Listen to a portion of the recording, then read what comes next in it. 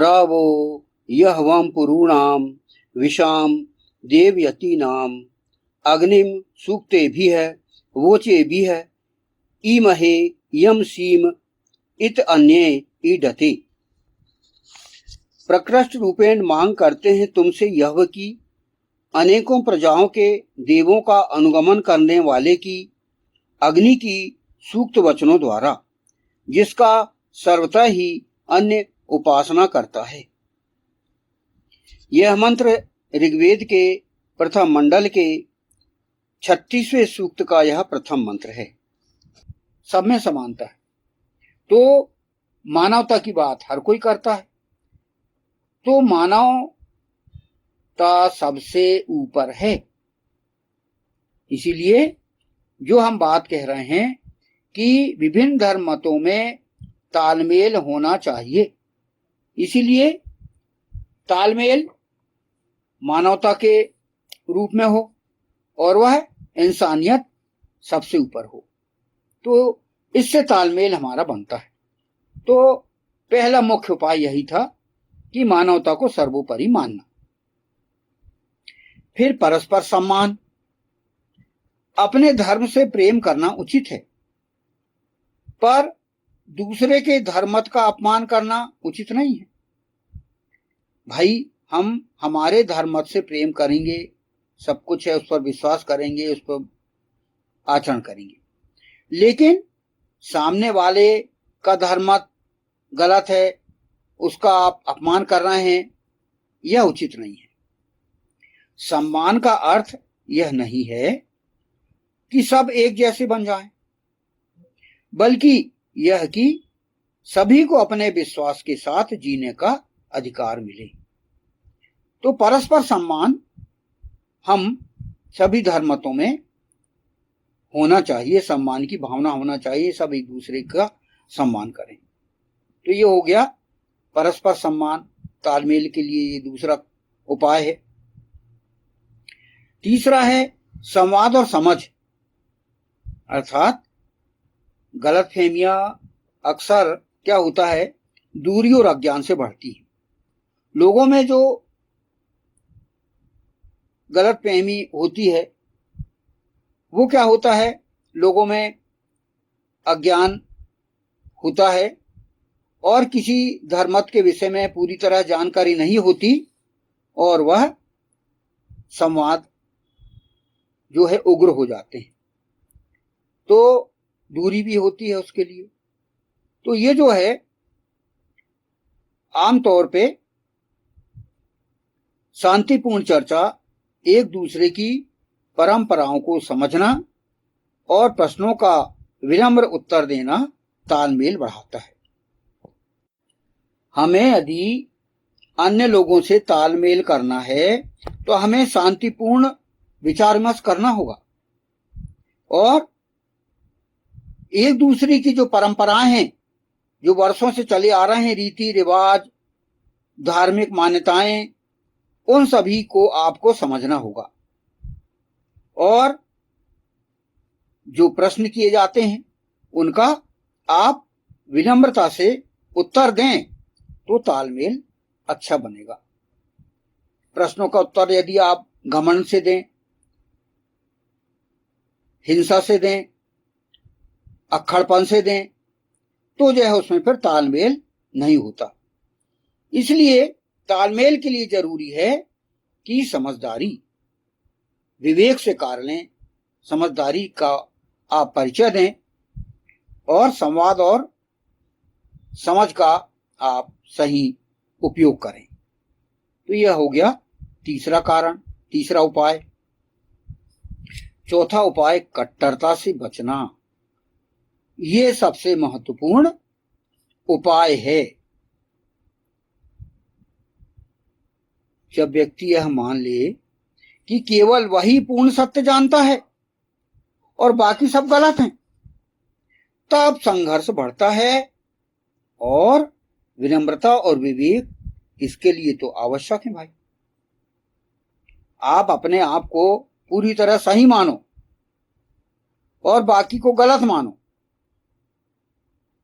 तो जो है इसमें हिंसा होती है, संघर्ष बढ़ता है और विनम्रता और विवेक अलग कर दिए जाते हैं।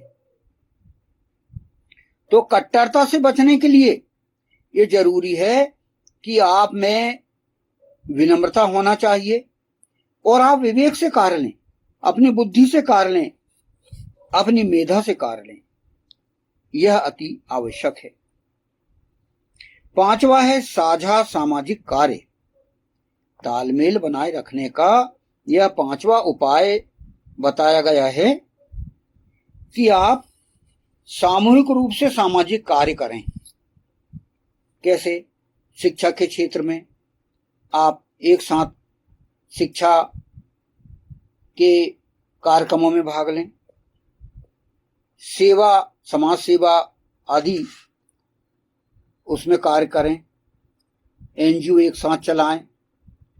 फिर पर्यावरण संरक्षण में आप सभी मिलकर साथ दें, क्योंकि ऑक्सीजन सबको चाहिए, शुद्ध वायु सबको चाहिए, सही भोजन, सही फल, ये सभी को चाहिए। तो आप मिलकर पर्यावरण के संरक्षण के लिए मिलजुल कर उपाय करें।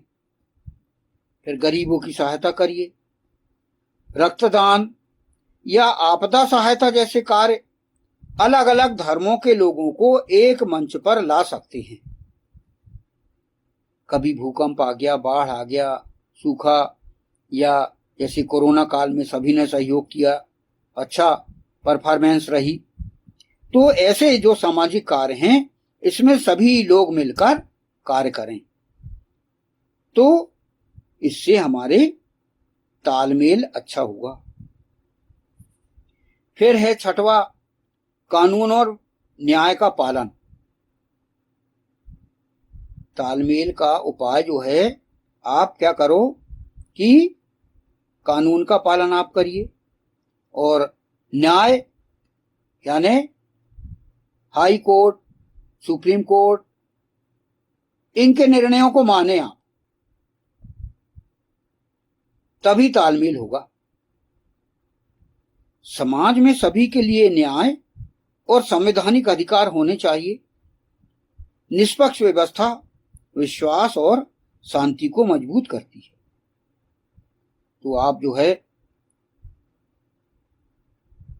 जिस राष्ट्र का भी व्यक्ति है उस राष्ट्र के कानून का पालन करे, उस राष्ट्र के पूरी जो संविधान की धाराएं हैं उनका पालन करे, उनका उल्लंघन ना करे, बल्कि तो इससे हमारा तालमेल अच्छा होगा।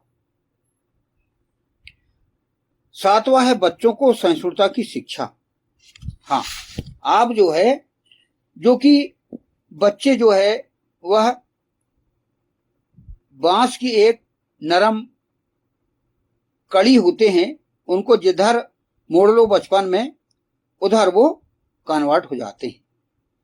अतः बच्चों को प्रारंभ से ही मानवता की शिक्षा, नैतिकता की शिक्षा, समाज सेवा की शिक्षा और सभी प्रकार के न्याय कानून को मानना, इसकी शिक्षा आप दीजिए, अच्छे संस्कार डालिए। यह अति आवश्यक है। यदि हम प्रारंभ से ही यह बच्चों को सिखाएं तो जैसा कि कहा गया, विविधता समाज की शक्ति होती है, तो भविष्य में वैमनस्य कम होगा। जैसे कहा गया कि अनेकता में एकता।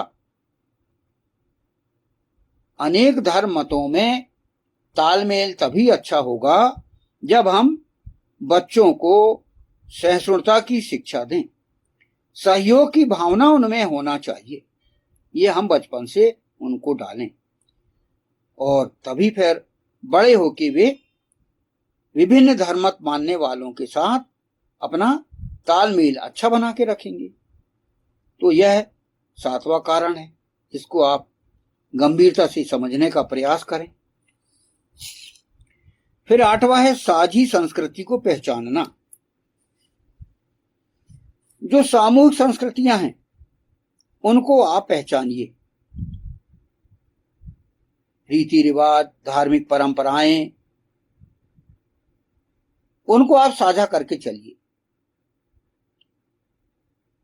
जैसे कि भारत में देख लीजिए कि भाषा, संगीत, त्योहार, पड़ोस और पारिवारिक संबंध अनेक धर्मों को जोड़ते हैं। इन सांस्कृतिक सूत्रों को मजबूत करना चाहिए। आप जो है हिल मिलकर जो है आप अच्छे से रहिए। अपने रीति रिवाज, परंपरा, धार्मिक संस्कृति, उनको गहराई से समझिए। एक साथ त्योहार मनाइए और अपने जो मतभेद हैं उनको दूर करिए।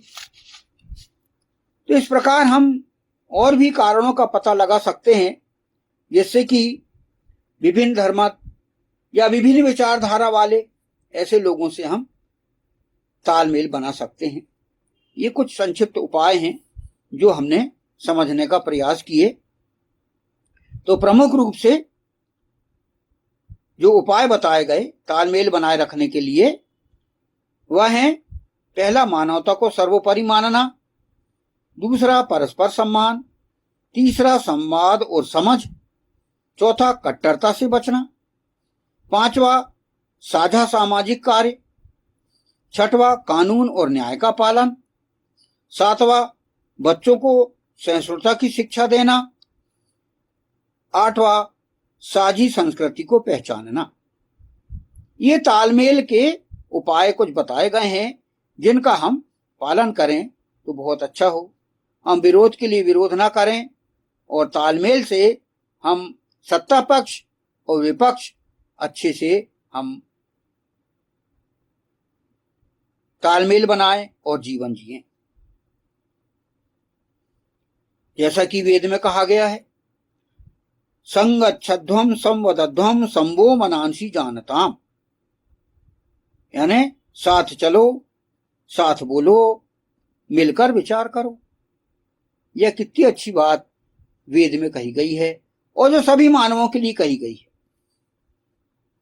इसी प्रकार अनेक परंपराएं यह सिखाती हैं कि सत्य और ईश्वर तक पहुंचने के मार्ग अलग अलग हो सकते हैं, परंतु मानवता और सदाचार सबके लिए आवश्यक है। यह प्रत्येक धर्म मत में मानवता की शिक्षा दी गई है, सदाचार की शिक्षा दी गई है, नैतिकता की शिक्षा दी गई है। तो इन सभी बातों का हम ध्यान रखें और हमारा जो जीवन है उसको हम सुखपूर्ण बनाएं। तभी तालमेल को हम अच्छे से स्थापित कर सकते हैं और हिल मिलकर हम पूरे राष्ट्र और विश्व में धर्म का संस्थापन कर सकते हैं। तो आज हमने यह ऋग्वेद के प्रथम मंडल के 36वें सूक्त का प्रथम मंत्र को समझा और उसका हमने कुछ चर्चाएं की, कुछ विचार रखे, कुछ सोचने के लिए हमने पॉइंट रखे। इस पर हम यदि विचार करें और इस वैदिक पर्सपेक्टिव के चैनल को यदि आप समझते हो, ऑडियो वीडियो आपको अपने दिल में बसता हो, अपने मस्तिष्क में आपको यह विचार बैठता हो, तो आप कमेंट कीजिए, सब्सक्राइब कीजिए, लाइक कीजिए और शेयर कीजिए। इस मंत्र को हम यहाँ पर समाप्त करते हैं। अगला 2-3 मंत्र हम कल उसकी व्याख्या समझेंगे। प्रकृष्ट रूपेण मांग करते हैं तुमसे यह की, अनेकों प्रजाओं के देवों का अनुगमन करने वाले की, अग्नि की सूक्त वचनों द्वारा, जिसका सर्वथा ही अन्य उपासना करता है।